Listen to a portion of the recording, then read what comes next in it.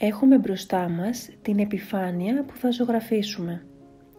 Το πρώτο βήμα είναι να στερεώσουμε το ανθίβολο, δηλαδή το ριζόχαρτο με το σχέδιό μας, πάνω στη ζωγραφική επιφάνεια σε 2 σημεία, με λίγη χαρτοτενία, ώστε να μην μετακινείται. Στη συνέχεια βάζουμε από κάτω το καρπόν και προσοχή, αρχικά χρειάζεται να πατήσουμε με το μολύβι μόνο τα περιγράμματα της εικόνας, δηλαδή τα περιγράμματα των επιμέρους επιφανειών της εικόνας, δηλαδή το περίγραμμα των μαλλιών, το περίγραμμα του προσώπου, του λαιμού και των ρούχων, και όχι τις λεπτομέρειες, όπως τα χαρακτηριστικά του προσώπου ή τις πτυχές στα μαλλιά και στα ρούχα. Αυτά θα σχεδιαστούν από πάνω, αφού πρώτα καλύψουμε τις επιφάνειες αυτές με το πρώτο χρώμα που θα είναι η βάση τους, ή αλλιώς ο προπλασμός, όπως λέμε στην αγιογραφία.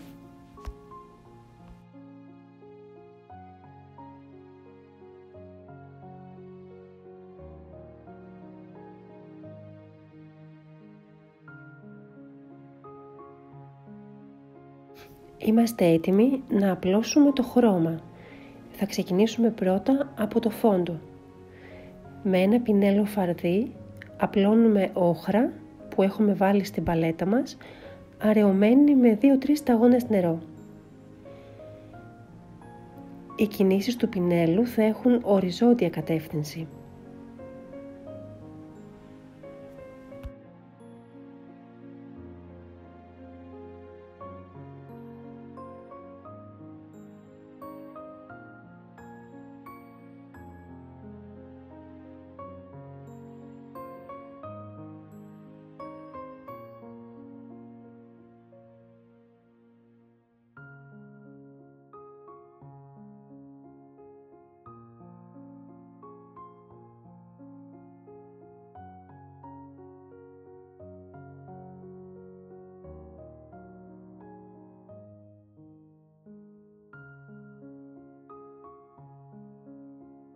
Αφού στεγνώσει καλά το πρώτο χέρι, περνάμε και ένα δεύτερο, με τον ίδιο τρόπο. Εδώ να σημειώσουμε ότι δεν μας πειράζει καθόλου εάν οι πινελιές με την όχρα μπουν μέσα στην περιοχή των μαλλιών ή του λαιμού ή του προσώπου, καθώς έχουμε στερεωμένο από πάνω το ανθίβολο, οπότε μπορούμε να ξαναπατήσουμε πάλι τα περιγράμματα που ενδεχομένως έχουν σβηστεί. Πρέπει να γίνει αυτό, πρέπει να μπουν οι πινελιές μέσα στην περιοχή των μαλλιών, ούτως ώστε να απλωθεί καλά το χρώμα και να μην υπάρχουν κενά.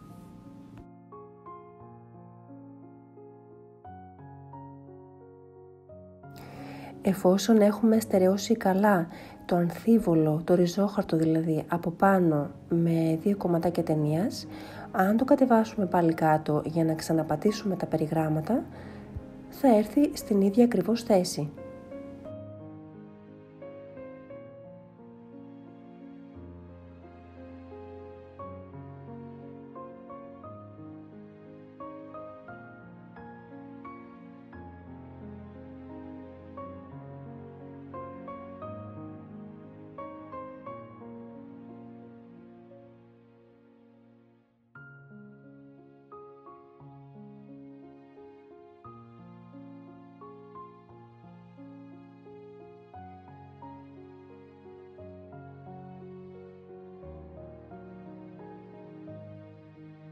Στη συνέχεια θα απλώσουμε τον προπλασμό του προσώπου, των μαλλιών και των ενδυμάτων, κάνοντας πλέον όχι οριζόντιες πινελιές, αλλά πινελιές που ακολουθούν την πορεία, δηλαδή την κατεύθυνση των περιγραμμάτων.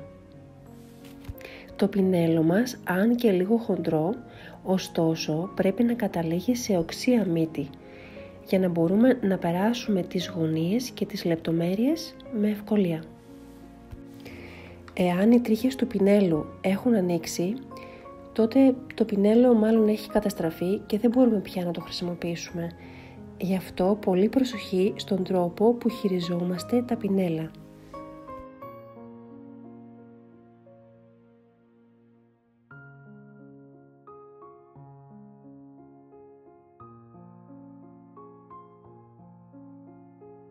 Η σειρά που περνάμε τους προπλασμούς δεν είναι τυχαία. Πρώτα περνάμε τον προπλασμό της σάρκας, γιατί βρίσκεται εσωτερικά, και μετά τον προπλασμό των μαλλιών και των ενδυμάτων που έρχονται από πάνω και καλύπτουν τη σάρκα ή μέρος αυτής.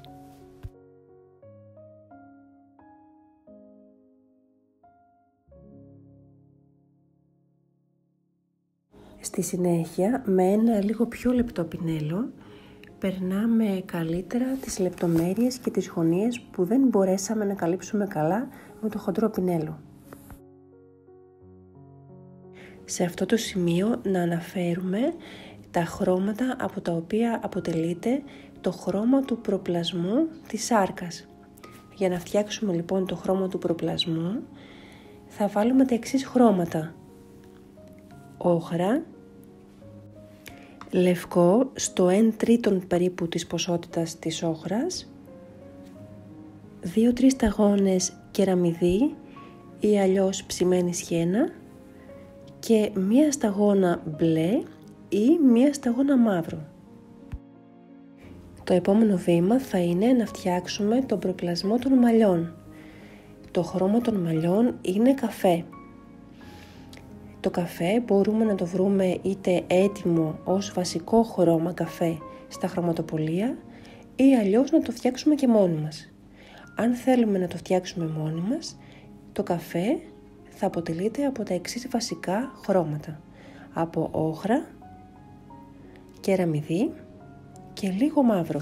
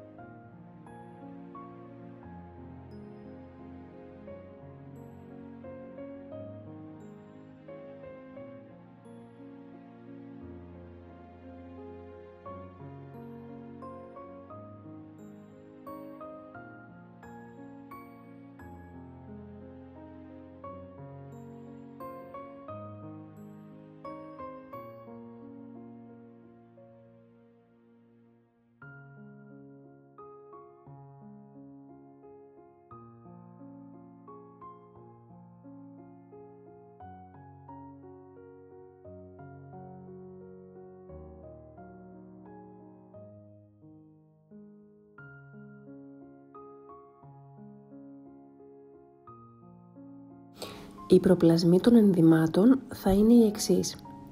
Κάτω αριστερά θα βάλουμε σκέτο κόκκινο.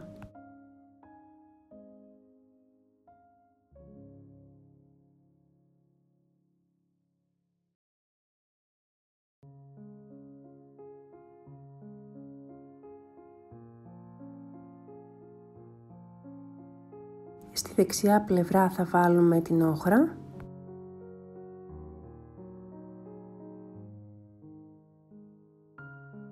Στο κέντρο θα μπει η κεραμιδί.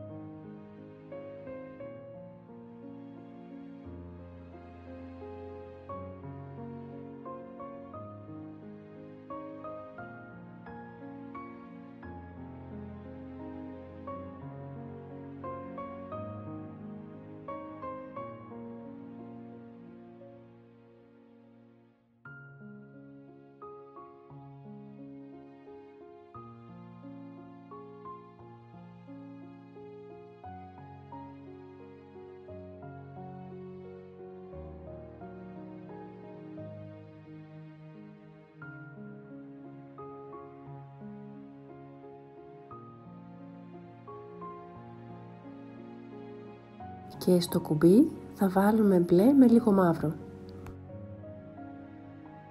Και έτσι, αφού περάσαμε τους προπλασμούς όλων των επιφανειών, Το επόμενο βήμα θα είναι να ασχοληθούμε με το πρόσωπο.